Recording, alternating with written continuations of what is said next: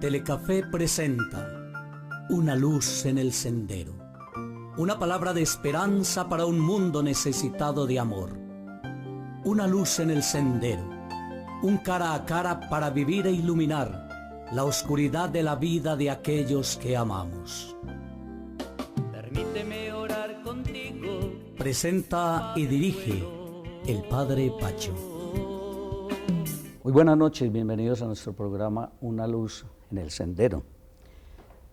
Nos acompaña un hombre de vocación para el servicio, con criterios claros, un hombre de una fe incondicional, un amor por la familia por encima de cualquier otra opción de vida, un buen servidor público, amado por muchos, controvertido por otros, con un carisma y un liderazgo propio, catedrático, jurista, consejero de Estado, un respetado magistrado que llegó a ocupar la cabeza del Ministerio Público como procurador general. Hoy, en una amplia baraja de candidatos, hace públicas sus intenciones de llegar al solio de Bolívar por firmas para inscribirse como candidato presidencial.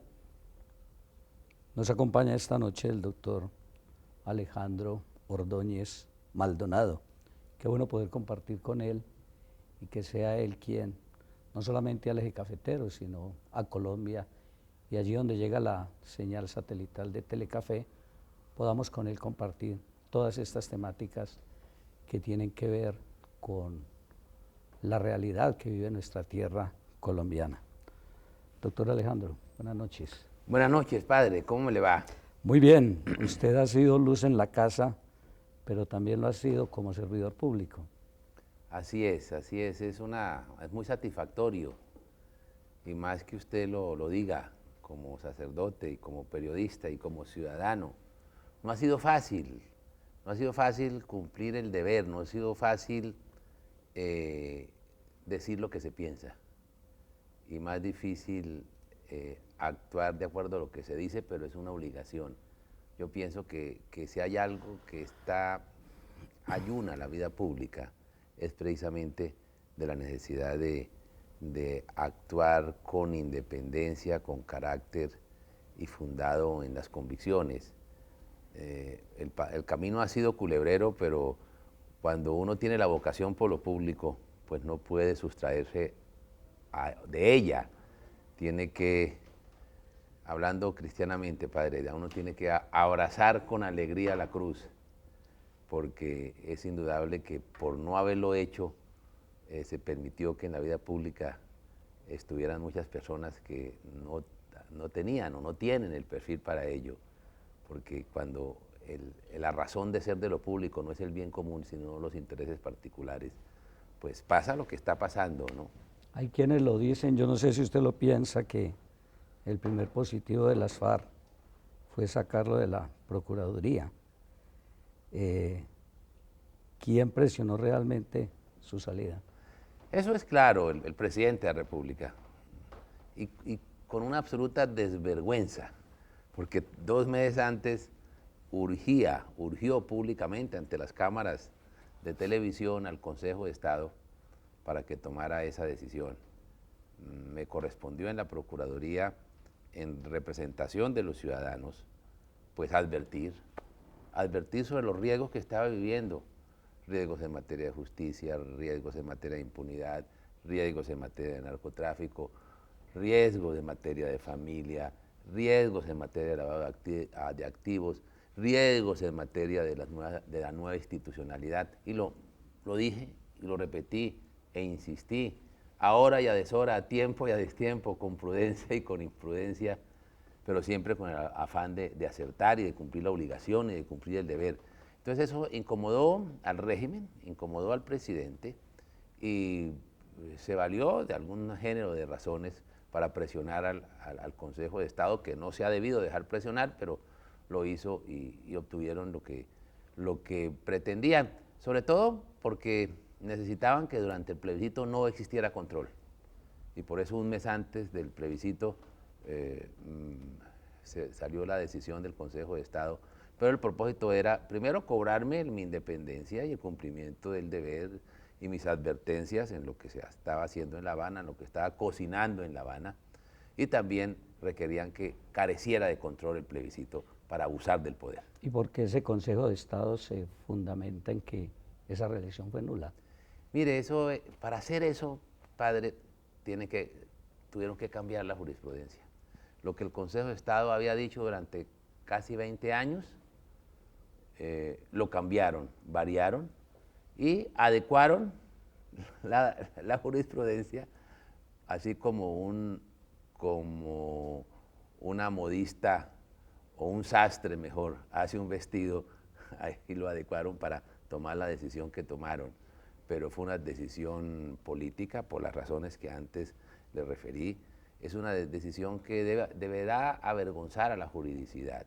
Pero bueno, fue así y he asumido la vida pública con mucho entusiasmo, con mucha independencia, y estoy recorriendo el país y convocando a los ciudadanos para construir una propuesta en perspectiva de familia. Yo pienso que la restauración de la patria inevitablemente debe pasar o pasa por la restauración de la familia, el fortalecimiento y la defensa de ella. Y en esa propuesta que usted está haciendo en todo el país, ¿se considera reaccionario, conservador o godo? Mire, un constructor del bien común. Al fin y al cabo la política es eso. Hoy en día esos estereotipos dicen muy poco.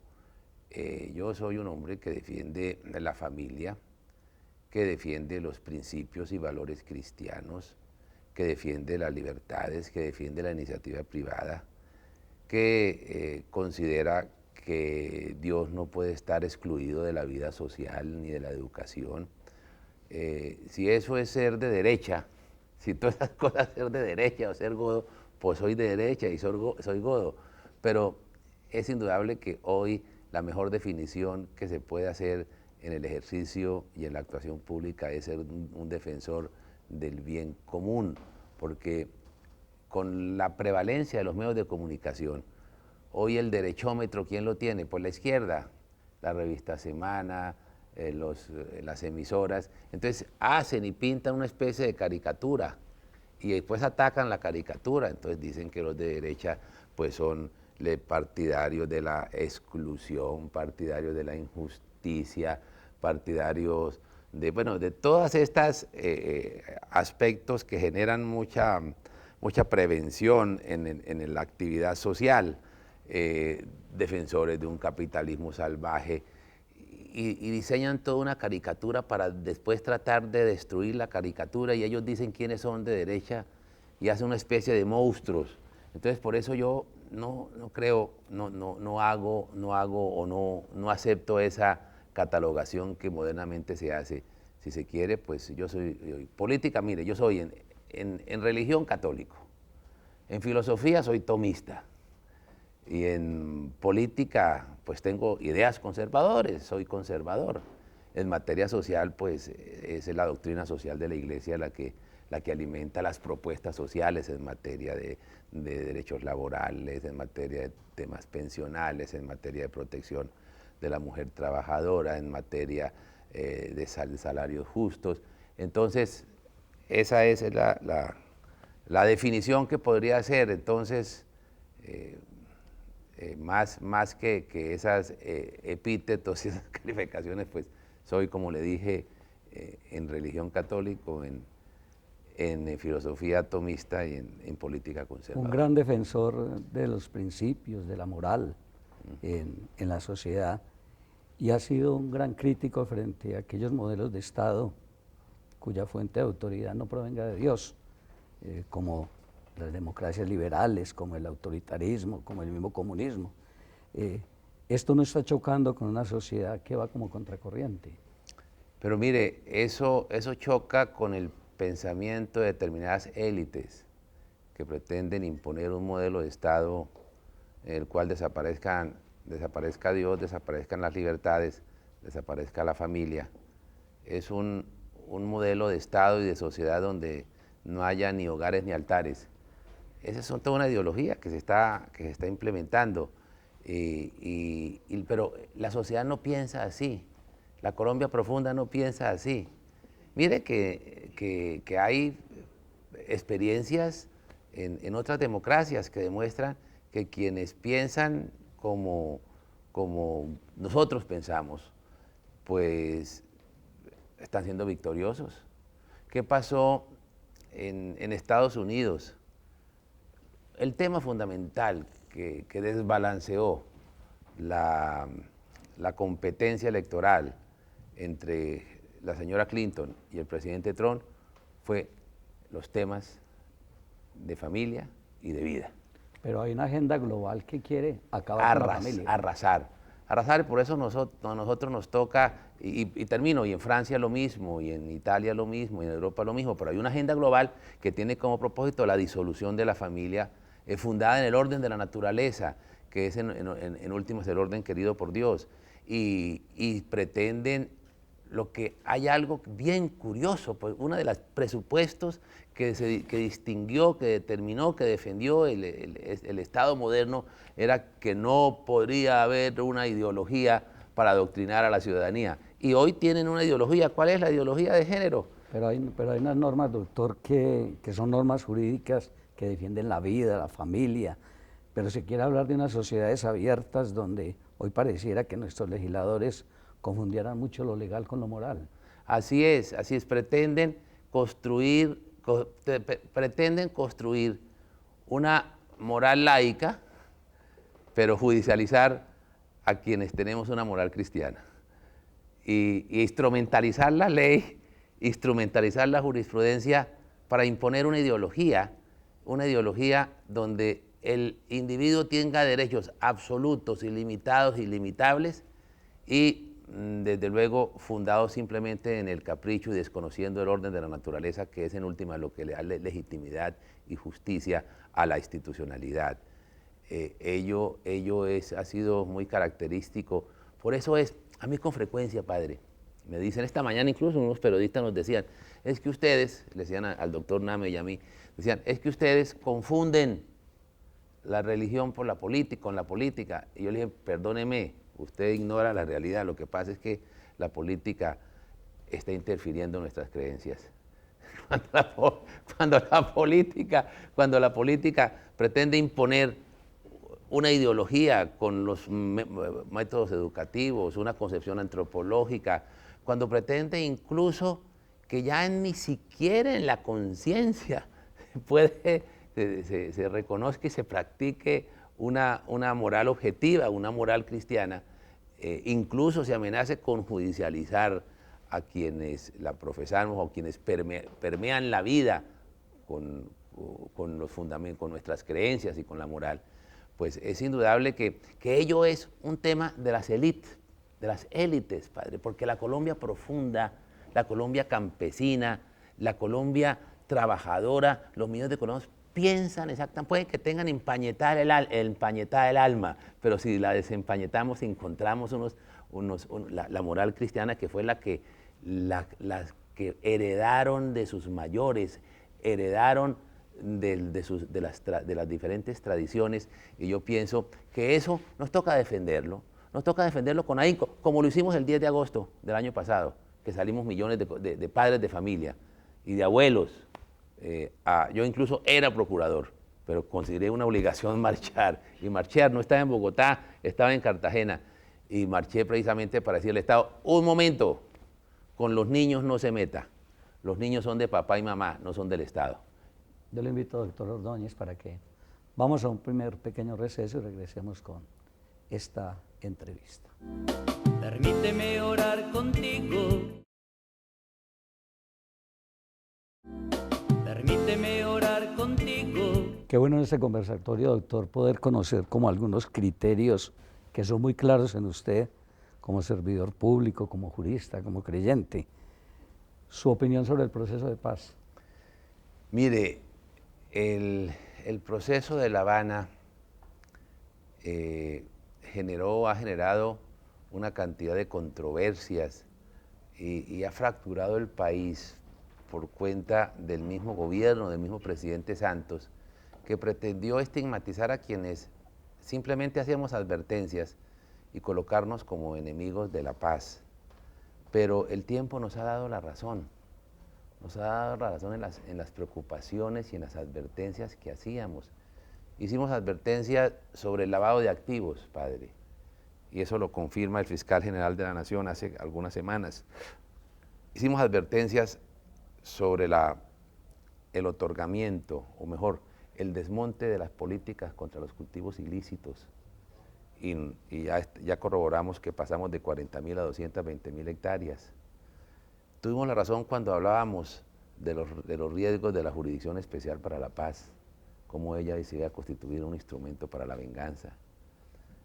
Se comprobó igualmente cuando advertíamos que se iba a otorgar el control y el dominio territorial y que allí la institucionalidad iba a quedar en poder de la FARC, se ha corroborado igualmente. Todos esos aspectos y muchos más. Igualmente, cuando decíamos allá lo que La Habana se está haciendo es una nueva constitución, y se corroboró. Entonces, ¿qué pasó? El pueblo colombiano lo rechazó, dijo no. Eso le importó un bledo al presidente. Se lo impusieron ese acuerdo a la brava. ¿Y qué ha pasado? ¿Qué ha pasado frente a ello? Que hay una clara ilegitimidad de lo acordado. No solamente ilegitimidad política, sino ilegitimidad jurídica, y tanto en el acuerdo como en sus implementaciones. ¿Qué hacer? Lo he venido diciendo, la única forma de volverle a otorgar credibilidad a esa institucionalidad es mediante una asamblea constituyente que logre no solamente saldar esa deuda que se tiene con la ciudadanía a partir del 2 de octubre, sino adecuar la institucionalidad para lograr enfrentar con eficacia y con éxito todos los temas de corrupción. El tema del derecho a la vida, doctor. Mire, el tema del derecho a la vida, lo he dicho y lo he repetido, el derecho a la vida, soy partidario y defensor del derecho a la vida desde su concepción hasta la muerte natural. Si aquí hay algo que ha sido deslegitimador de nuestra institucionalidad, de nuestro ordenamiento jurídico y político, es conferirle derecho conferir el derecho al aborto, desconocer la vida desde la más tierna infancia, desconocer la vida de los más indefensos de entre los indefensos. Yo creo que, si bien es cierto que eso se ha generalizado, se ha popularizado, pero nosotros no lo podemos aceptar. Nosotros seremos unos promotores y defensores del derecho a la vida desde su concepción hasta la muerte natural. ¿Y ello qué quiere decir? Que no estábamos de acuerdo con el aborto, ni siquiera en las 3 excepciones de la Corte Constitucional. No estamos de acuerdo con la eutanasia ni con la eugenesia. Yo pienso que si hay algo que debe legitimar a una institucionalidad es que vuelva la protección absoluta e integral del derecho a la vida como estaba en la Constitución. Porque mire, es que nosotros por vía de la Corte Constitucional la vida no es vida, el matrimonio no es matrimonio y la familia no es familia. Nos han desfigurado nuestras tradiciones, nos han desfigurado la sociedad con el prurito de darle una prevalencia a las minorías, pero desconociendo realmente lo más fundamental que es en un ordenamiento jurídico, que es defender a los más débiles dentro de los más débiles. Creo que en ello hay todo un gran desafío, y por eso yo pienso que la mejor manera de lograr defenderlos es estar en la vida pública, defender esos principios sin vergüenza. Debemos ser sin vergüenzas, en buen sentido, no tener vergüenza de ser lo que somos. Padre, porque es que la gran mayoría de los funcionarios públicos, yo creo que el 90% de los congresistas o más, y el de los magistrados de las altas cortes se profesan católicos o cristianos, pero actúan sin criterio, sin criterio en estos temas. Solo al fuero interno nomás. Solamente al fuero interno, ¿no? Entonces, como si ello no permeara la vida, y aquí se nos exige practicar una especie de esquizofrenia. La institucionalidad nos convoca a la esquizofrenia. ¿Por qué? Porque nos dice, usted puede pensar lo que quiera, pero no puede actuar como piensa. Cuidadito de actuar como piensa.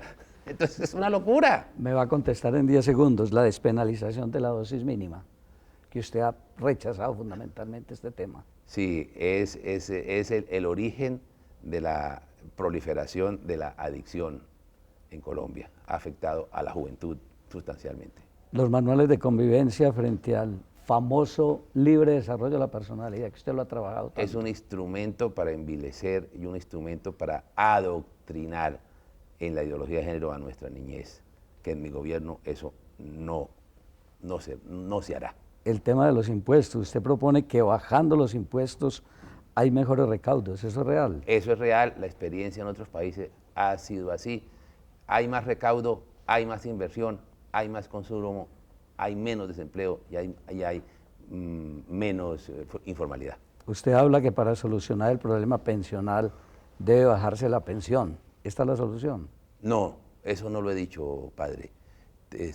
Lo que debe hacerse, el problema pensional, eso es muy amplio, pero yo soy defensor del régimen de prima media con prestación definida.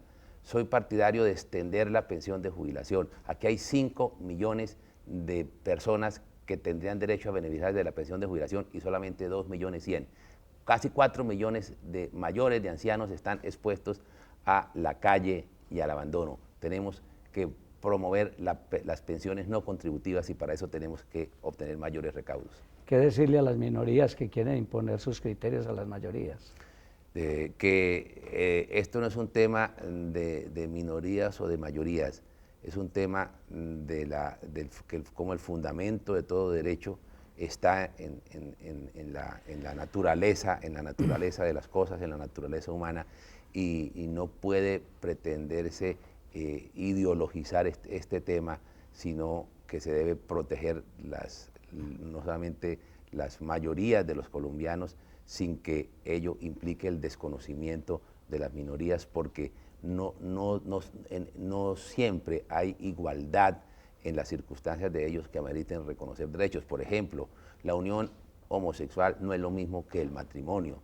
Esa unión tendrá otras consideraciones, otros efectos, pero eso no es matrimonio. Aquí se pretende ideologizar y vulnerar, por ejemplo, el derecho de los papás a escoger la educación de sus hijos. ¿Qué le dice al doctor Ordóñez palabras como Bucaramanga?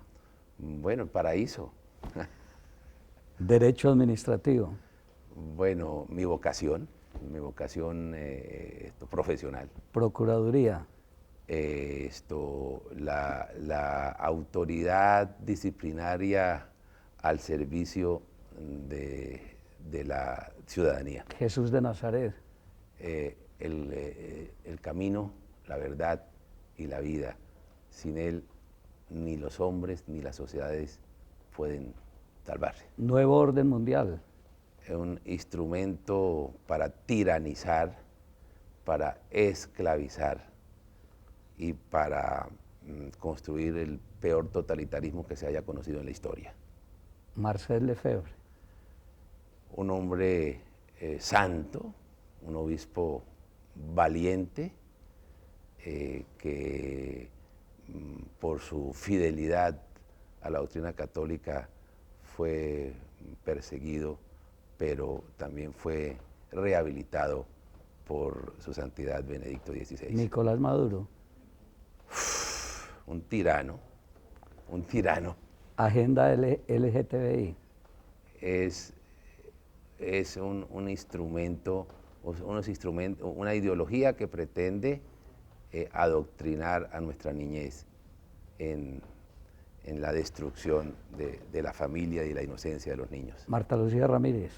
Una mujer aguerrida y perseverante. El presidente Santos. un mentiroso que le ha hecho gran daño al país. ¿Qué le dicen nombres como Beatriz, María Alejandra, Natalia y Ángela María? Son las mujeres de mi vida. ¿Qué le dice la vida del seminario? Una vida pues muy inolvidable, la formación no se olvida, eso imprime carácter, carácter y le permite a uno tener fortaleza en muchas circunstancias. ¿Cuántas firmas necesitamos recoger, doctor? 400.000.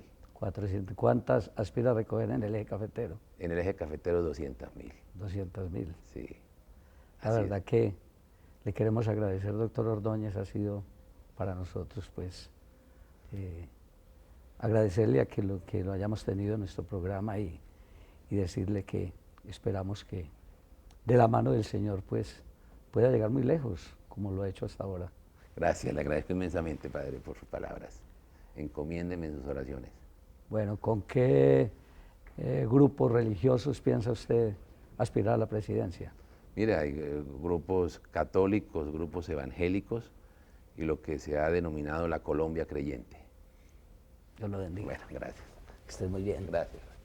A ustedes agradecerles que nos acompañen en esta noche, invitarlos mañana por este mismo canal a las 7 de la mañana con la Santa Misa. Feliz noche para todos. Telecafé presenta Una luz en el sendero. Una palabra de esperanza para un mundo necesitado de amor. Una luz en el sendero. Un cara a cara para vivir e iluminar la oscuridad de la vida de aquellos que amamos. Permíteme orar contigo. Presenta y dirige el Padre Pacho.